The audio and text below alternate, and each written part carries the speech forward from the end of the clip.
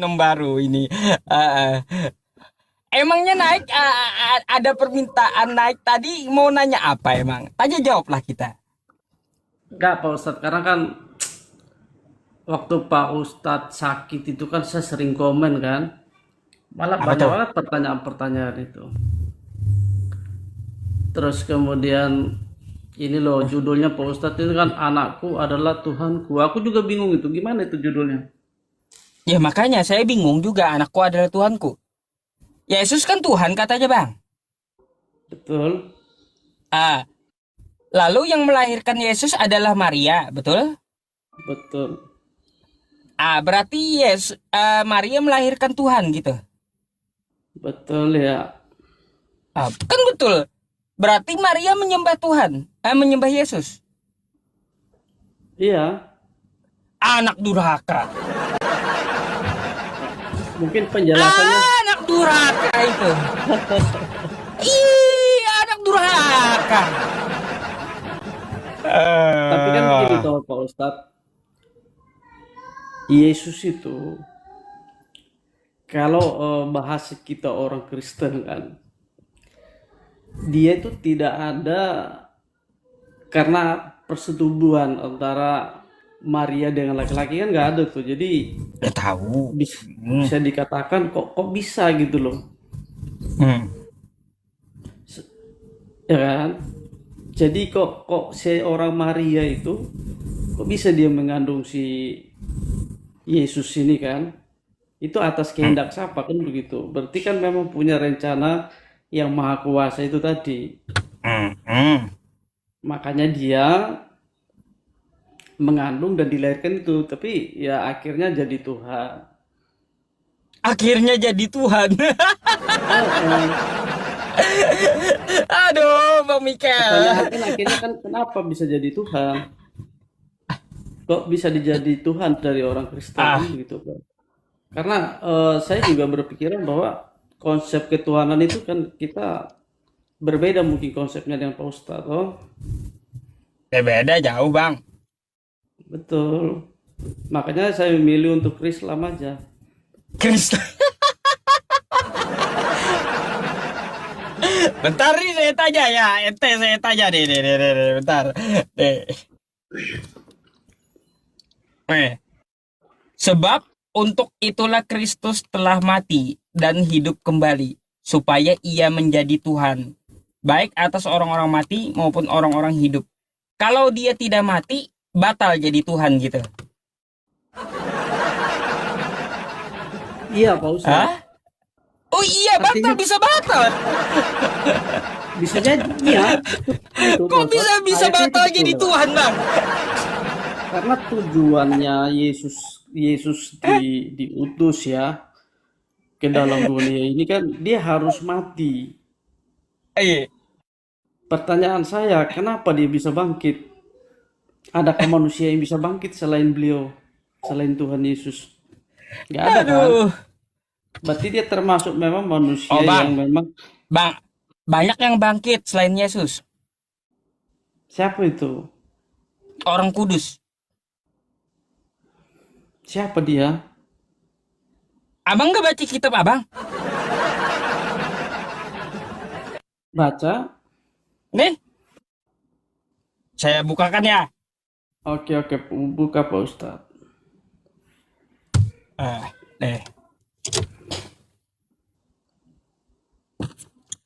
nih.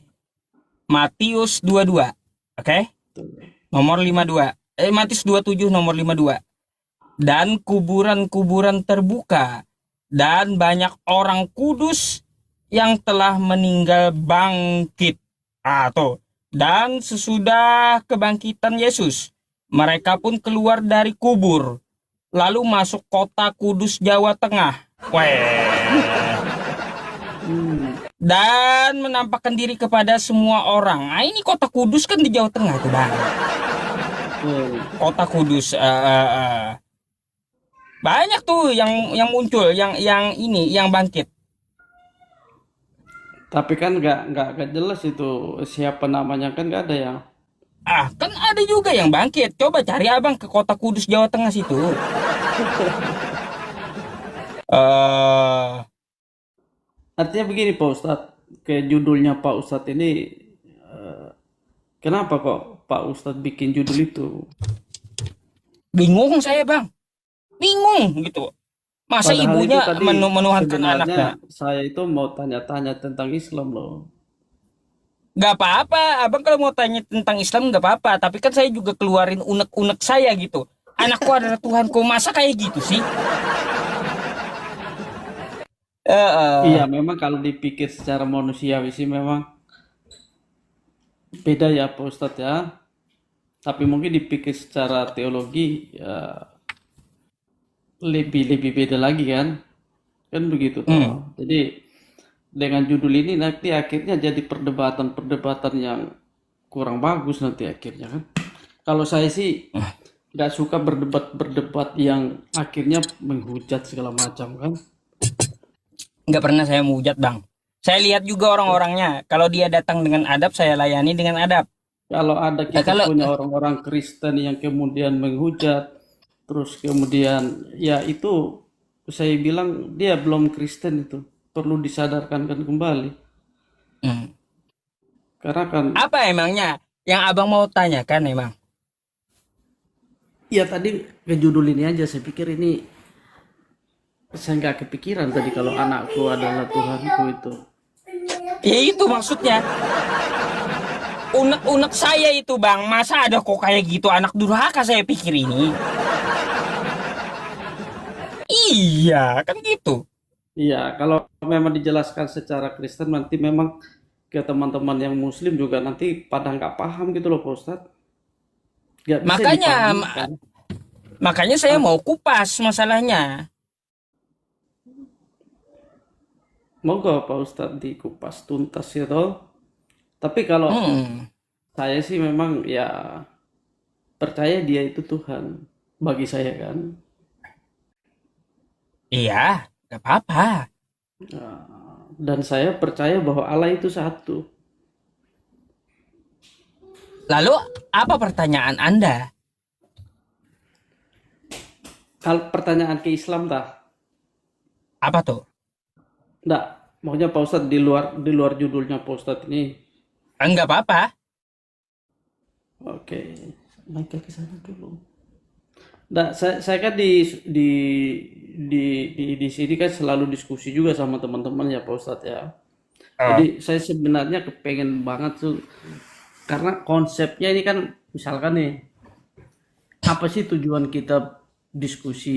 Yang jelas kan mungkin pengen Pak Ustadz ada yang diselamatkan masuk Islam, ada yang dari Islam masuk ke Kristen. Berarti tujuan satu-satunya kan surga pasti kan? kalau tujuannya itu menyembah Tuhan yang benar, Bang. Kalau saya bukan surga sih.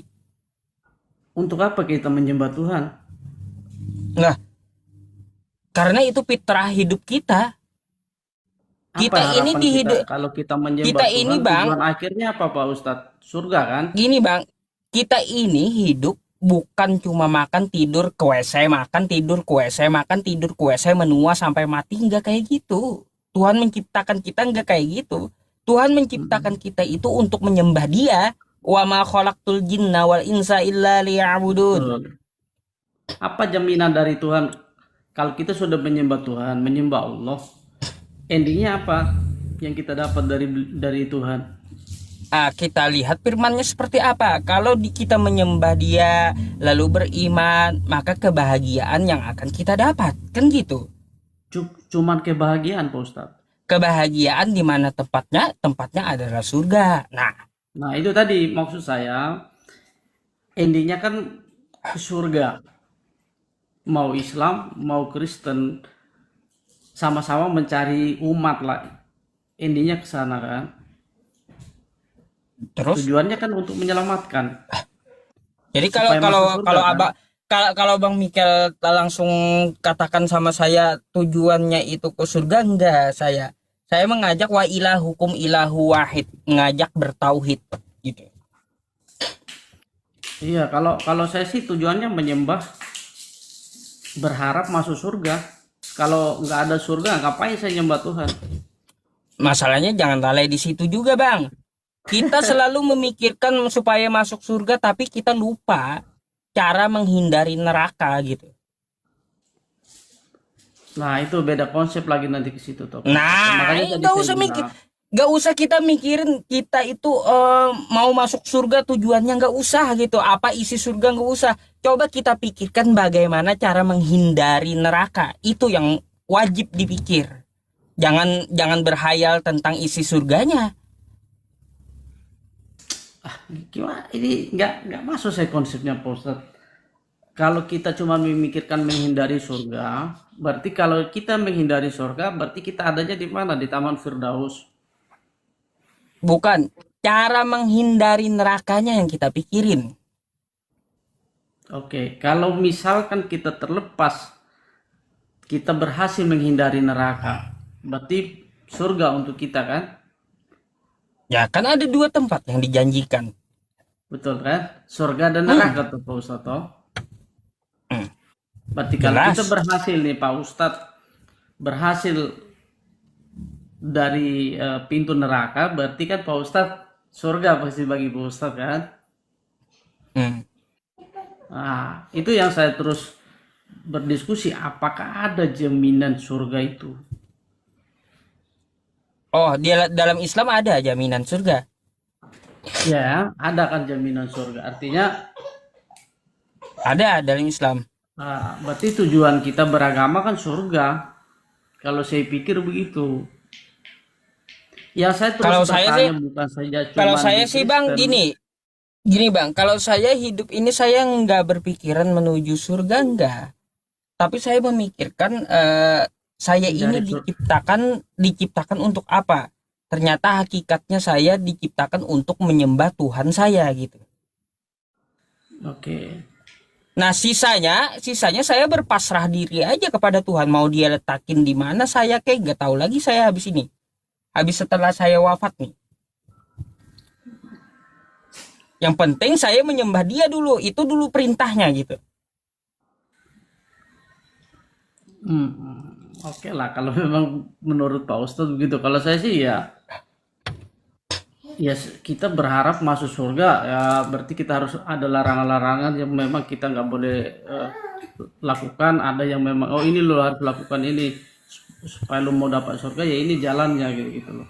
Jadi saya pun sampai sampai sekarang terus, bukan saya cuma saya bertanya ke teman-teman yang pendeta ya, saya tanya juga teman-teman yang lain. Artinya apa? Dari zaman dulu sampai sekarang, dari awal diciptakan ini dunia, manusia mati. Saya tanya ke Pak Ustadz, apakah manusia yang sudah mati ini mereka masih bergentayangan di dunia ini, atau mereka sudah ada yang masuk surga ataupun masuk neraka, Pak? Oh, kalau kami ada Bang namanya alam barzah. Dan saya sampai Alam saat ini pem- belum menemukan juga. Bang, kalau di Islam namanya ada alam barzah. Alam pembatas dunia dan akhirat gitu. Nah, ngelek kayaknya ya teman-teman. Bang Rich-nya ngelek beliau. Ngelek kayaknya.